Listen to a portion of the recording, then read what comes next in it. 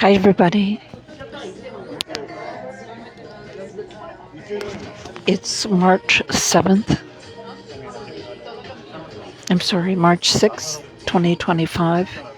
And there's breaking news in the Federal Court of Canada case where two men from Nova Scotia objected to Justin Trudeau's suspension of Canada's Parliament.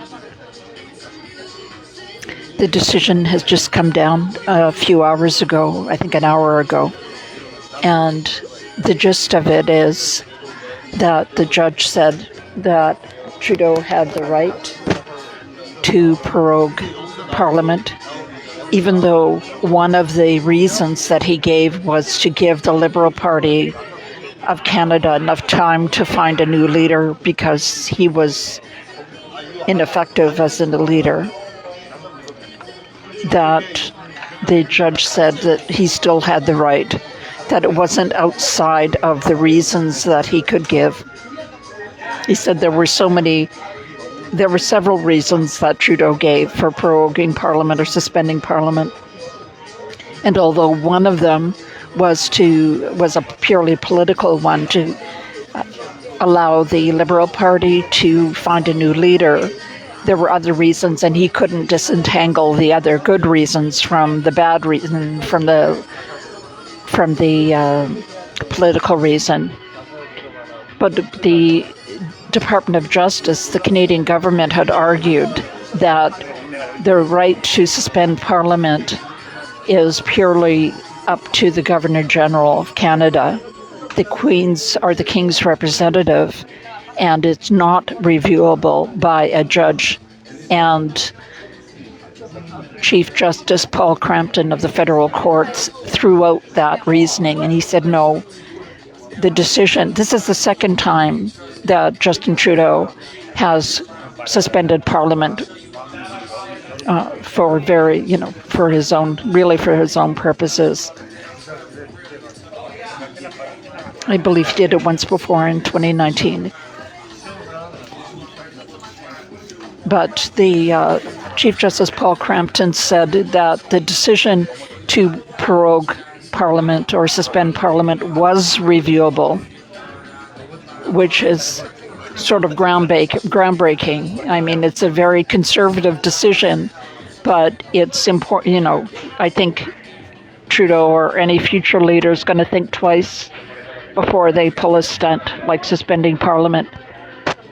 What I was disappointed in the reasons for judgment was that they didn't address the fact that Donald Trump has, since November 5th, really, of 2024, repeatedly threatened the very sovereignty and existence of Canada as a sovereign nation over and over and over again, and has threatened to bring Canada to its knees using economic force. And he hasn't ruled out military force. I mean, what could be more perilous to a country than having another country 10 times its size threaten its very existence as a sovereign nation? But that's the breaking news, is that the judge did not reverse the decision to suspend Parliament.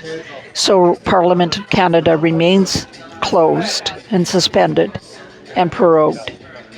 And until March 24th, there's going to be a leadership vote, I guess, in the Liberal Party on March 9th, where Mark Carney will be installed, I assume, as the leader of the Liberal Party.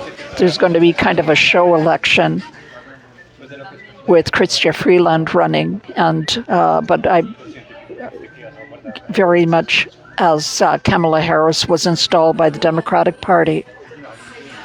In the United States, Mark Carney, who has no experience, or he hasn't even run for dog catcher in Canada, really concerns me. I mean, I'm just editorializing here. It really concerns me, the breakdown of the democratic processes in the Western societies, where in the Democratic Party in the United States, Kamala Harris was installed as candidate. Obviously, she didn't win, although $1.5 billion was spent on her campaign. And now Mark Carney is going to be installed as the leader of the Liberal Party of Canada. Democracy itself is just under such a profound attack. But what I'm worried about is, Canadians, I'm watching online, and Canadians are valiantly trying to support the Canadian economy by buying Canadian. But all economies are fragile, and the attack that we're being put under by the United States, which is, as I said, is 10 times our size and our largest trading partner and ally, is devastating. So I guess to sum up, the Chief Justice Paul Crampton said that it was okay for Justin Trudeau. What does Justin Trudeau have to do? Does he have to shoot somebody in the middle of Fifth Avenue before he's stopped? It's okay for Justin Trudeau to have suspended Parliament in the middle of the greatest existential threat in Canada, probably in Canada's history since the War of 1812.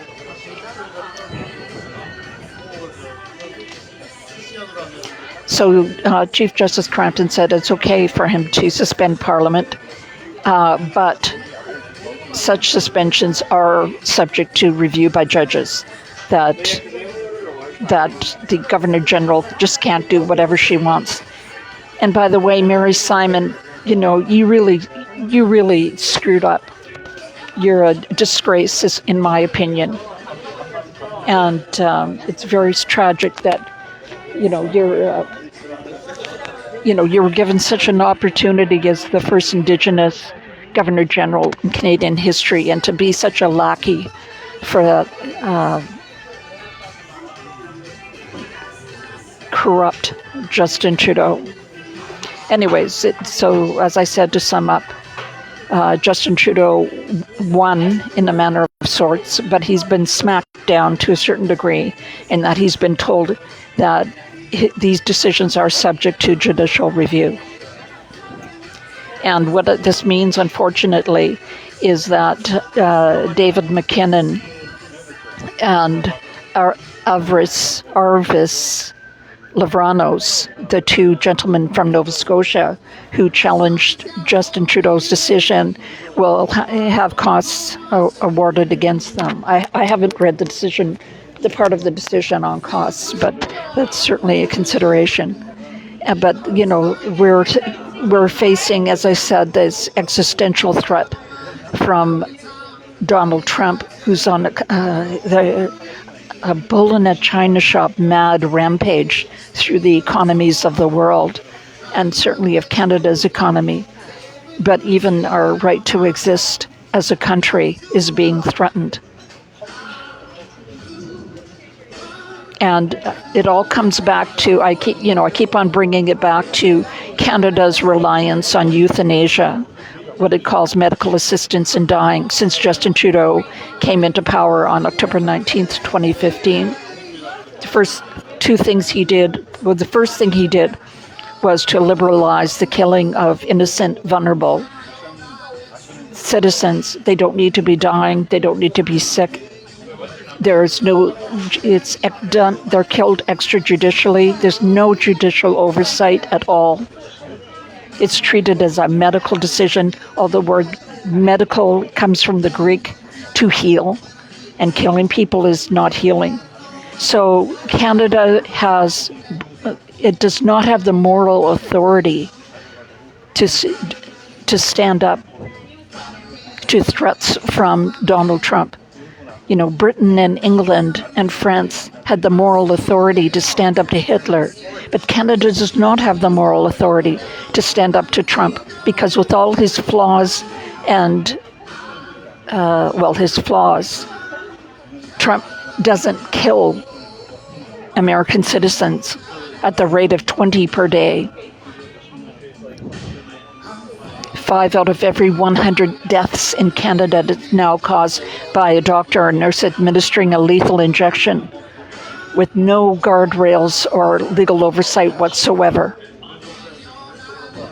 And it's part of, it's not the right of people to ask to be killed. Once it becomes part of the culture, the right to be killed immediately becomes the duty to die. And anybody that feels that they're a burden on society is inculcated with this concept that they have a duty to die. So morally, Canada doesn't have a leg to stand on, and as long as we have euthanasia in Canada, we're at risk of losing our sovereignty. I've warned this for 5 years now, and I'm sorry to say I'm really wrong. I'd like to be wrong about this, but I'm not. Canada will lose the right to be a sovereign nation if it doesn't eliminate euthanasia immediately and go back to where killing people is a crime. Anyways, that's it for now. Trudeau's off the hook yet again. I've heard through the grapevine, it's only a rumor, but I've heard through the grapevine that he's going to call an election on March 16th. But I don't know. That's just what I've heard. Take care, everybody. Have a wonderful night.